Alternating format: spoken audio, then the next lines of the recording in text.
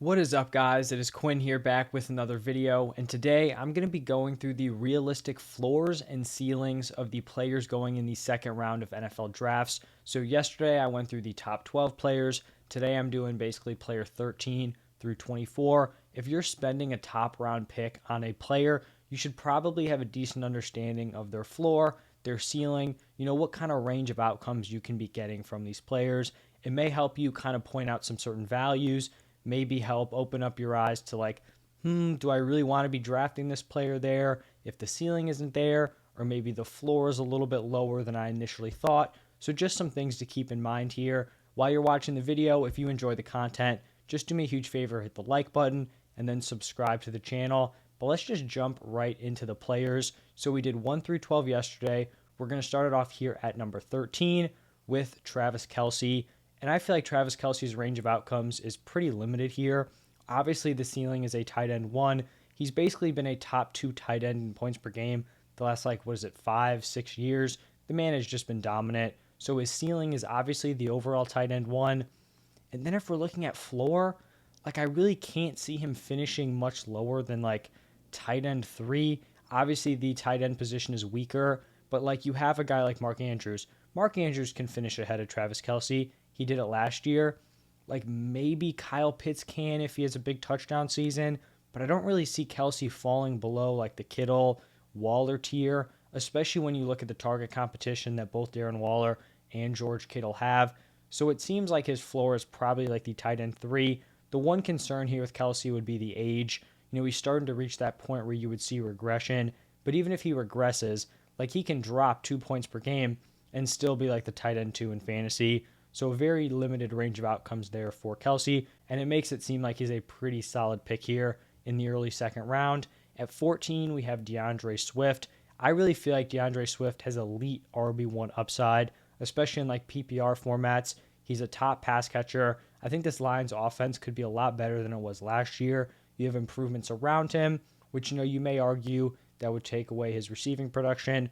Overall, I think his efficiency and his touchdown upside will kind of make up for that. So I could see him having a very high ceiling. I would definitely not be surprised if heading into the 2023 season, we're viewing Deandre Swift as a top 5 running back in redraft drafts. So I do think Swift can finish as a high-end RB1.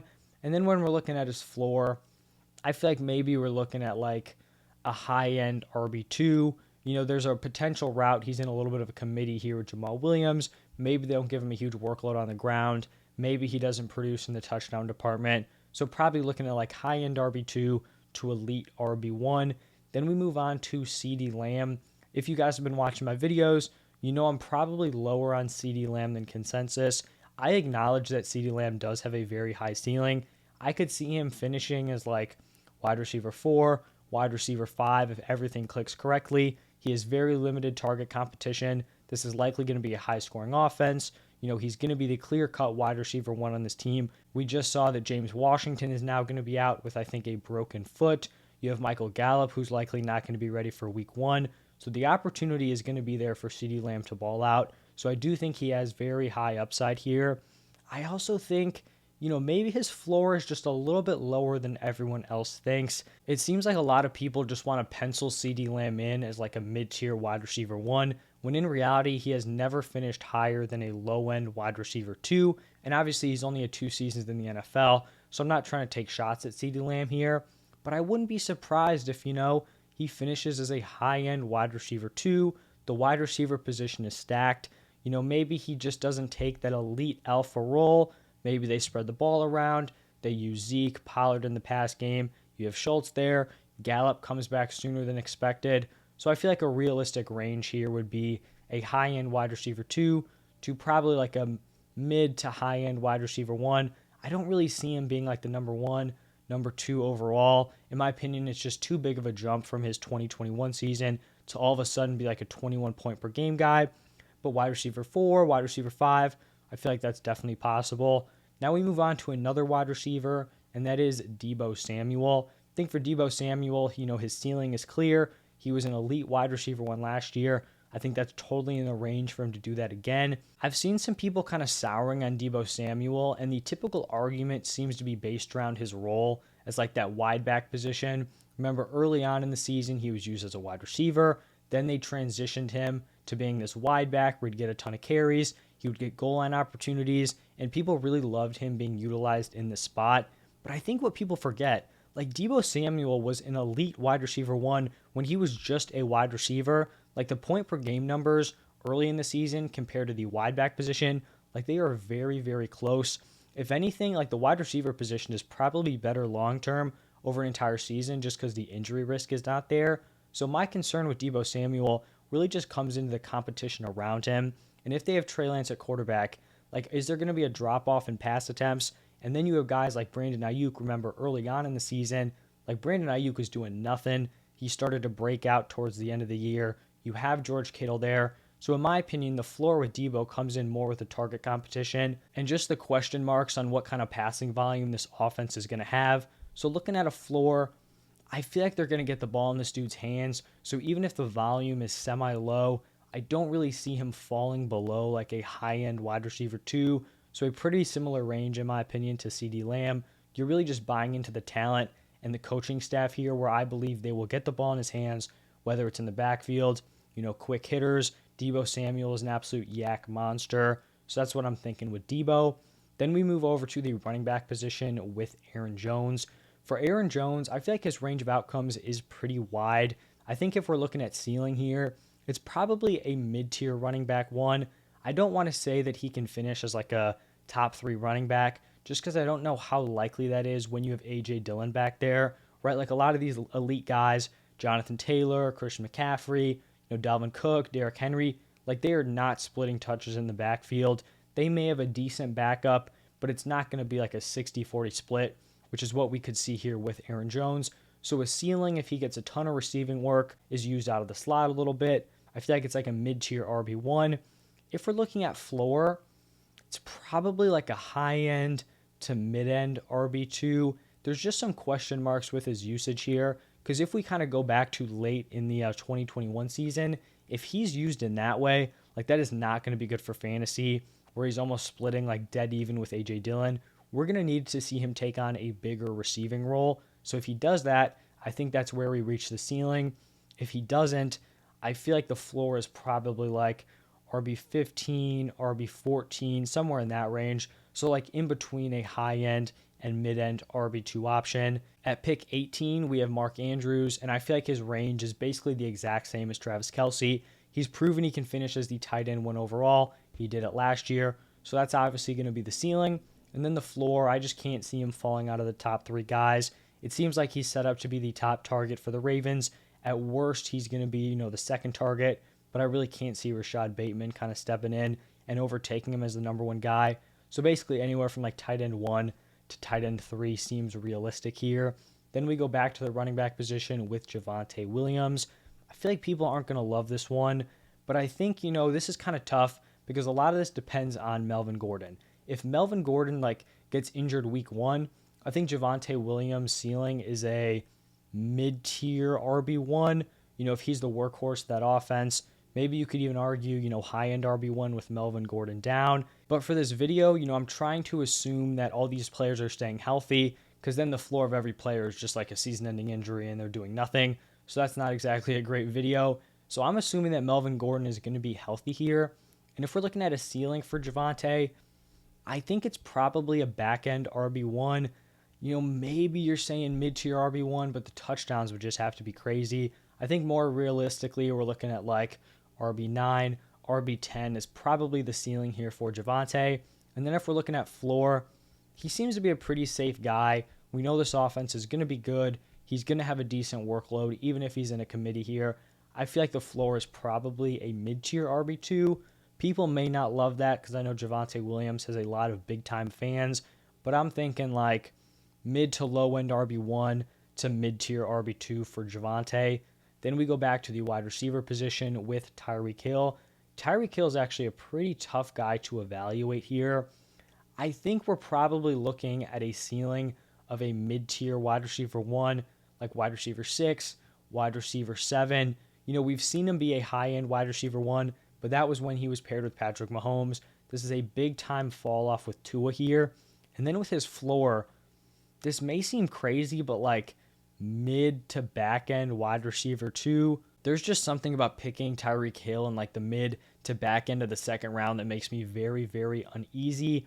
It's just when you're looking at like Tyree Kill's ADP, he's going off the board as the wide receiver 8. Then you look at Jalen Waddle, who's going as like a mid-tier RB2. He's going like back end of the third round, maybe at the 3-4 turn. It's just hard to see both of these players living up to ADP when you're looking at, the quarterback position, the overall Dolphins offense. I also think there's a chance that Jalen Waddle is like this ascending wide receiver. Not saying Tyreek Hill is on like a steep decline, but I think they may finish closer together than we're expecting. And I feel like they both kind of limit the ceiling of the other one. Like, I feel like it's tough for either of these guys to be like, top 6 in wide receiver points per game when they're both on the field together, because I just don't know if the passing volume is going to be there. So I am probably a little more pessimistic on Tyreek Hill than consensus. So I'm going to say the ceiling is like wide receiver 7, wide receiver 8, somewhere in there. But then I do think the floor is more in like the wide receiver 15, 16, 17, 18 range, somewhere in there. We know the talent is there. I just don't know if this situation is going to lend to, an elite fantasy football season. At 21, we have Nick Chubb, and the Deshaun Watson suspension news really kind of shakes up his range of outcomes, in my opinion. Nick Chubb's always been a guy who's had a very rigid range of outcomes. You're looking at someone who's either going to be like a low-end RB1 or a high-end RB2. That's where he finishes nearly every single season. But now this is going to be a much improved offense. Like, Deshaun Watson really changes the whole thing. No matter how you feel about the suspension, whether you think it was enough games, whether you think he should even be playing at all, whatever. Obviously, I'm not here to talk about that. I'm just here to talk about the fantasy football impact. And Deshaun Watson on the field is massive for Nick Chubb. So I feel like he went from his ceiling being like RB9, RB10. I wouldn't be shocked if we saw like an RB6, RB7 finish out of Nick Chubb. That's probably the ceiling there. He's still likely never going to be getting receiving work, but like the efficiency and touchdown production could really be insane on this Browns offense. So I feel like mid-tier RB1 is the ceiling. And then the floor, like in this situation, I just can't see him realistically falling below like a high-end RB2. So it just seems like a really, really safe pick here in the late second round. Moving on to number 22, we have Mike Evans here. Mike Evans' fantasy stock has definitely taken a little bit of a hit over the last week or so. First, we had the news coming out, I think at least it was first, Chris Godwin, optimistic that he can play week 1. Most people were drafting Mike Evans, early on, expecting Godwin to miss a few weeks and then, take a few weeks to get back to his normal self, leaving Mike Evans as like this stud wide receiver 1. So obviously now if Chris Godwin's back week 1, kind of throws a wrench in that. And then we hear that the Bucs went out and signed Julio Jones. And I feel like this could be a big deal or absolutely like zero deal, but we really just don't know until we see him on the field. I think a lot of people think Julio Jones is washed. He won't be able to stay on the field. The thing is, when he's on the field, Julio Jones has produced. Last year was not good, but he was in and out of the lineup all the time. If you look back in 2020, when he was on the Falcons, he didn't play a full season, but the man was producing when he was on the field. So I feel like if the Bucs get him out there, he's going to be the wide receiver 3, like wide receiver 4. He's not going to be playing 70, 80% of the snaps. He's going to be in 50, maybe even 40%. But I think he's going to be in that Antonio Brown role where when he's on the field, he's going to be making plays. So I do think that hurts Mike Evans here. I think it makes his ceiling more of a back end wide receiver 1. That's what it's been the last few years with his Bucs stacked, weapons core. When you had AB, you had Gronk in there, it kind of seemed like at least a week ago that this weapons room wasn't going to be as strong. It was just going to be Evans, Godwin, and Gage. Obviously that's not exactly comparable to Mike Evans, a healthy Godwin, Antonio Brown, Rob Gronkowski.